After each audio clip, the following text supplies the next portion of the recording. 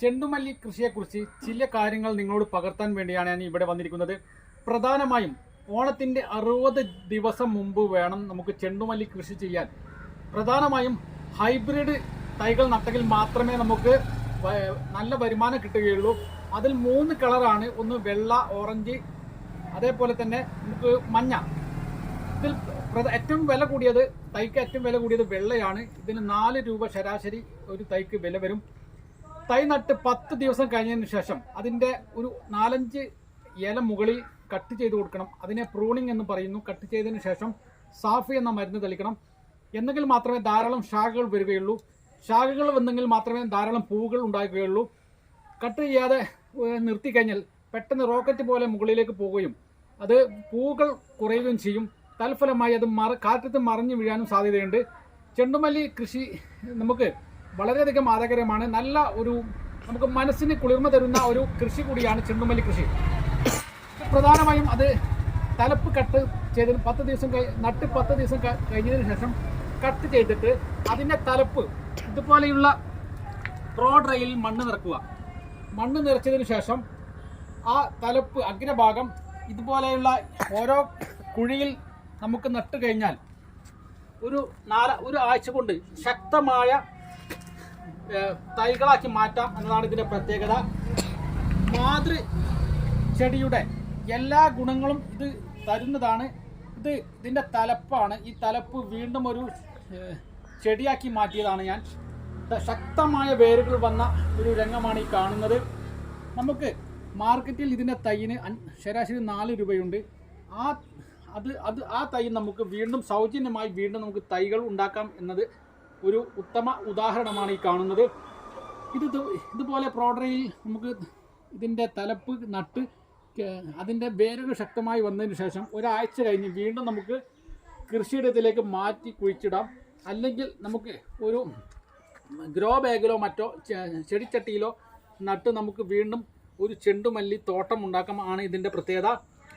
ഇത് പ്രധാനമായും ഈ ചെണ്ടുമല്ലി കൃഷി പച്ചക്കറി കൃഷിയിൽ നട്ടുകഴിഞ്ഞാൽ ധാരാളം കായ്കൾ ഉണ്ടാകും. അതിന് പ്രധാനമായ കാരണം ഇതിലേക്ക് ഈ ചെണ്ടുമല്ലിയുടെ പൂവിലേക്ക് പൂമ്പാറ്റകളും മറ്റ് ഷഡ്പദങ്ങളും തേനീച്ചകളും വരികയും തൽഫലമായി അവിടെ പച്ചക്കറിയിലുള്ള പൂകളിൽ ശക്തമായി ധാരാളം പരാഗണം നടക്കുകയും തൽഫലമായി ധാരാളം പച്ചക്കറികൾ ഉണ്ടാവുകയും ചെയ്യുന്നു. പൂവിൽ പരാഗണം നടന്നെങ്കിൽ മാത്രമേ പച്ചക്കറി ഉണ്ടാവുകയുള്ളൂ.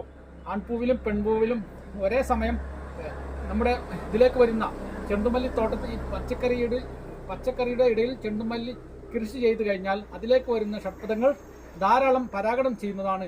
അതുകൊണ്ട് തന്നെ തോട്ടത്തിൽ ഈ ചെണ്ടുമല്ലി കൃഷി ചെയ്തു കഴിഞ്ഞാൽ നമുക്ക് വൻപിച്ച വിജയമാകുമെന്നാണ് ഇതിൻ്റെ പ്രത്യേകത. അതുകൊണ്ട് തന്നെ ഇത് ഷാർപ്പ് ടൈം എന്ന് പറയുന്നത്, കൃഷി ചെയ്യാൻ പറ്റിയ ടൈം എന്ന് പറയുന്നത് ജൂൺ 15 അതിനുശേഷം നമുക്ക് കൃഷി ചെയ്തു കഴിഞ്ഞാൽ ഓണത്തിന് നമുക്ക് ഉദ്ദേശിച്ച സമയത്തേക്ക് വരുന്നില്ല. ഓണം സമയത്ത് അത്തം 1 മുതൽ 10 വരെയാണ് ഇതിൻ്റെ ഷാർപ്പ് ടൈം. ഇതിൻ്റെ ഏറ്റവും വില കൂടിയ സമയം എന്ന് പറയുന്നത് ഓണ സീസണാണ്. ഓണ സീസണിൽ ഉദ്ദേശിച്ചിട്ട് നമുക്ക് ഇത് കൃഷി ചെയ്ത് കഴിഞ്ഞാൽ നമുക്ക് കുറഞ്ഞ സമയത്തിനുള്ളിൽ കൂടുതൽ പണം ലാഭിക്കാവുന്നതാണ്. ഒരു ചെടിയിൽ നിന്ന് ശരാശരി ഒരു 3 കിലോ ഫ്ലവർ നമുക്ക് ലഭിക്കുന്നതാണ്. ഒരു കിലോ ഫ്ലവറിന് 100 രൂപ തോതിൽ ഒരു 300 രൂപ ഒരു ചെടിയിൽ മേൽ നിന്ന് നമുക്ക് ലഭിക്കുന്നതാണ്. ഒരു ചെടിക്ക് നമുക്ക് ആവറേജ് ഒരു 70-80 രൂപ നമുക്ക് ചിലവ് വരും. അതുകൊണ്ട് തന്നെ ശാസ്ത്രീയമായി ചെണ്ടുമല്ലി കൃഷി ചെയ്ത് കഴിഞ്ഞാൽ നമുക്ക് ധാരാളം പണം സമ്പാദിക്കാം എന്നതാണ് ഇതിൻ്റെ പ്രത്യേകത. കർണാടക, തമിഴ്നാട് പോലുള്ള ചില സ്ഥലങ്ങളിൽ ഇതിൻ്റെ തൈകൾ മാത്രം വിറ്റുകൊണ്ട് ലക്ഷങ്ങൾ സമ്പാദിക്കുന്ന ആളുകളുണ്ട്.